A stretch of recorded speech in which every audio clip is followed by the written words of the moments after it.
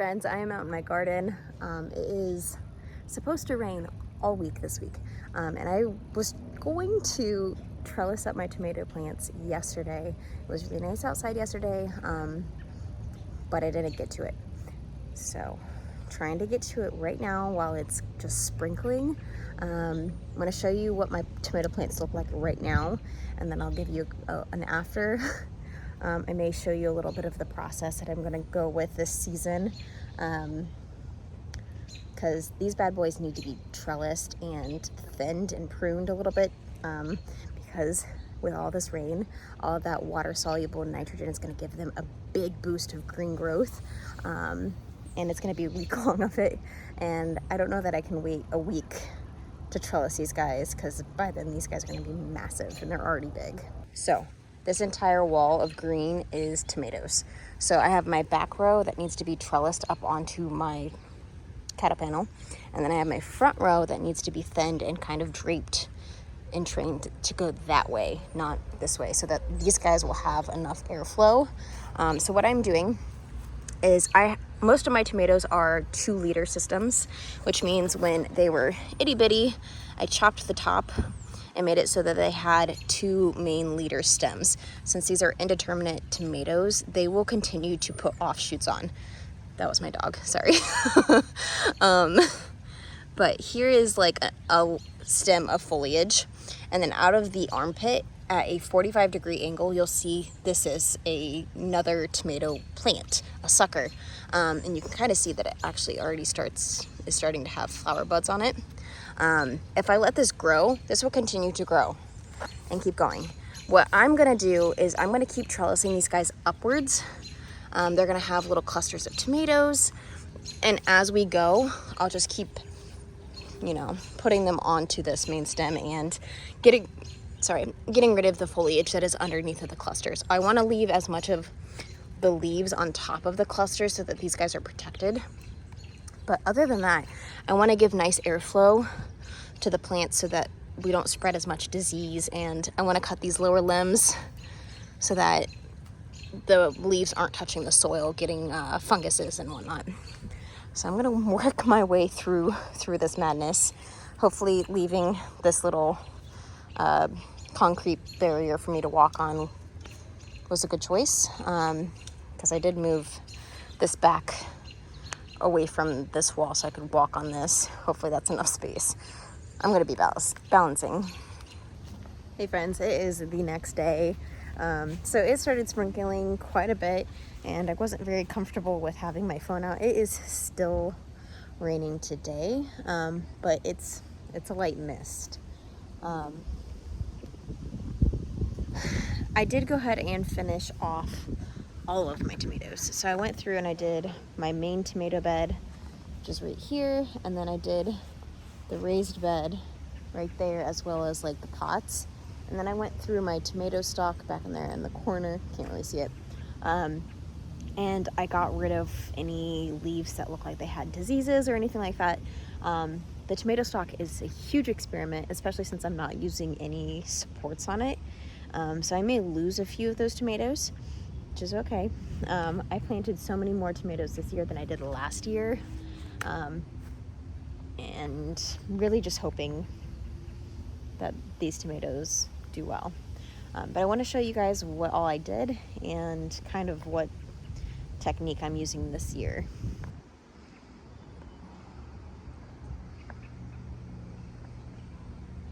This back wall is going to be the one that is trellised on the wall. So I get up on here. Try not to fall. So I went ahead and I cut all of the limbs and suckers on the branch below the first set of fruit. That way that it was only putting energy towards those clusters.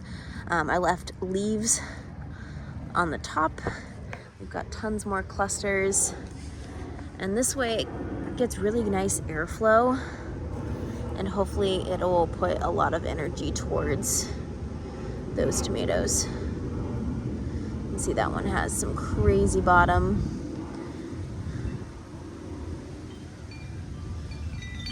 This one, I think this one is my mushroom basket. Look at this crazy fluting on this tomato. Isn't that insane? Look at those. Those are beautiful. These are gonna be massive. It's gonna be so pretty. Here's some little baby ones. So these are gonna be awesome, giant beefsteak tomatoes. Super excited about these. And then way here on the end, I'm pretty sure these are the Cherokee Purple pole. You can kind of see those, the anthocyanins build up, the purpling on the top of that tomato. And then, well, these might be the Paul Robinsons. It's either Paul Robinson or the Cherokee Purple pole. I can't remember. But this guy right here, look at that. Look at all of that purpling. It's so pretty. So I went ahead and I'm using these little plastic clips. They're gonna work fine. I'm pretty sure these do not break down in the soil, so I will be making sure that I get these all picked up from my soil at the end of the season. Otherwise, they're gonna be in my soil, and I don't want plastic in my soil. Then we have my beans. Pretty sure these are black beans, because that is what I grew in this spot last season, but it has already reached the top of the trellis. Then we have one of the key lime marigolds, just super fluffy, super pretty. Glad I put those in there. My dog, what are you doing?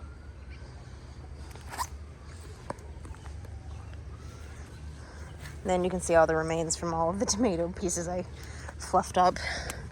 I did put carrot tops here to compost in place.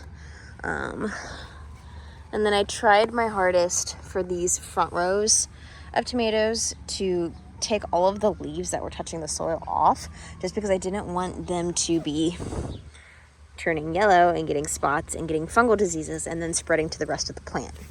So any of the leaves that touch the soil will be more inclined to get that disease.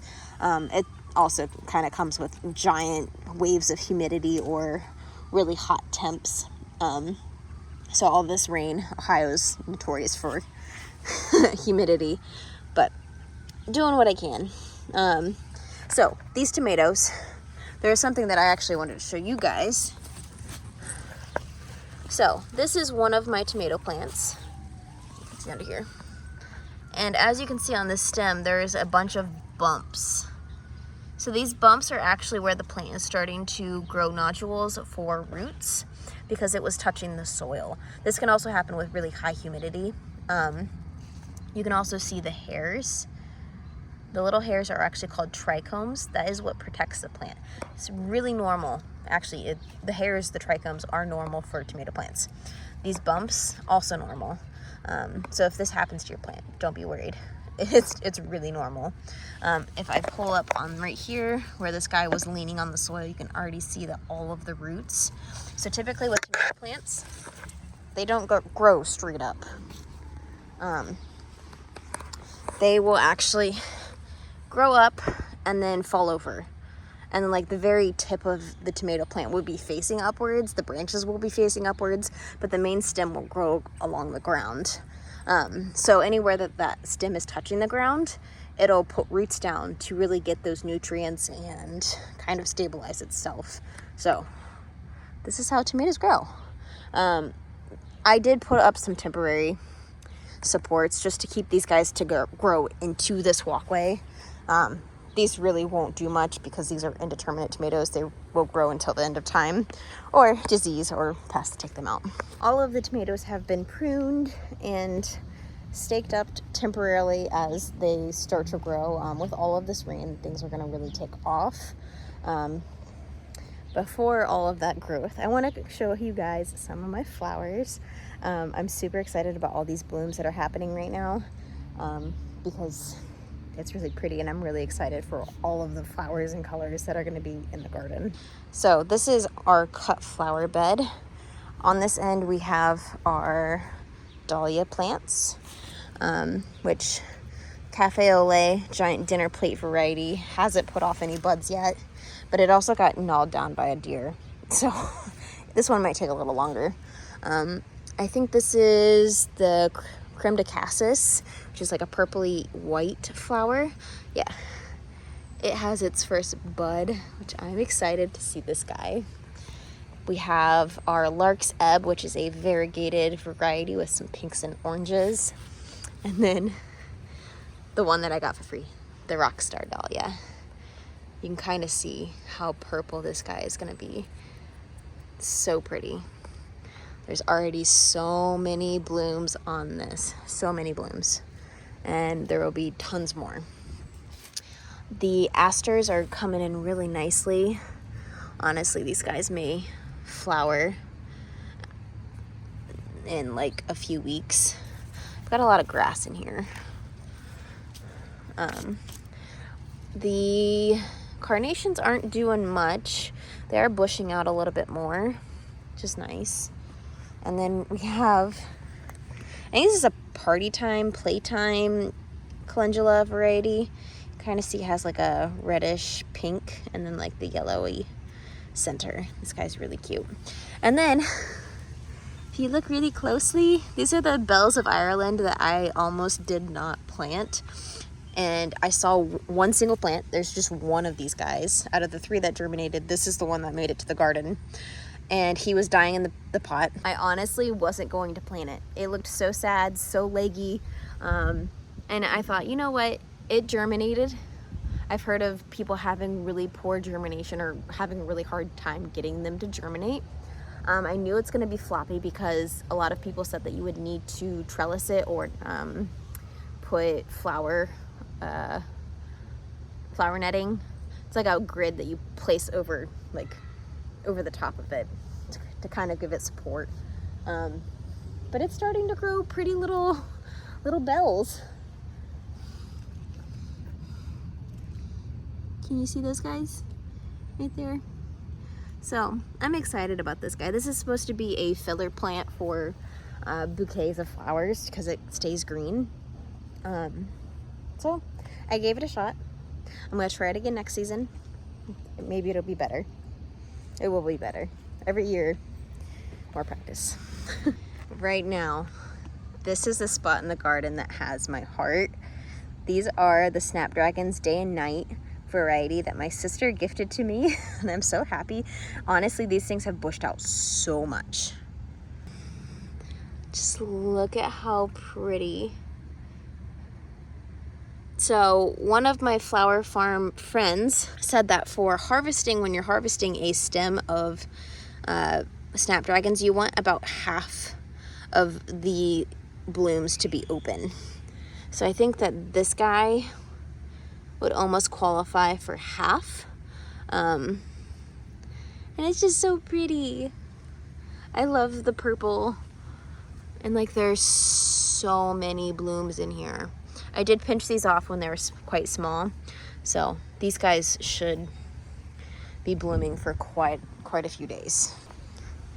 Cucumbers, beans, these guys are all doing great. Sunflower Steve sunflowers. These guys look so good. I'm so excited by how much they've grown. There are a few that are kind of swallowed up by the other ones. But for the majority, these guys are going to be doing really well. There was one in here that I feel like had, yeah, it was this one. Look at that leaf. It's like a double leaf. Looks wild. But for the majority, these guys look really good. I can't wait to see this one. This one is full of anthocyanins, that deep purple leaf stem. Thank you guys so much for joining me. I know it was a little bit disjointed being a 2-day vlog, but I hope you guys enjoyed the video. I'll go ahead and post another one up here for you until my next upload. But until then, thank you guys so much for joining me, and I'll see you in the next one.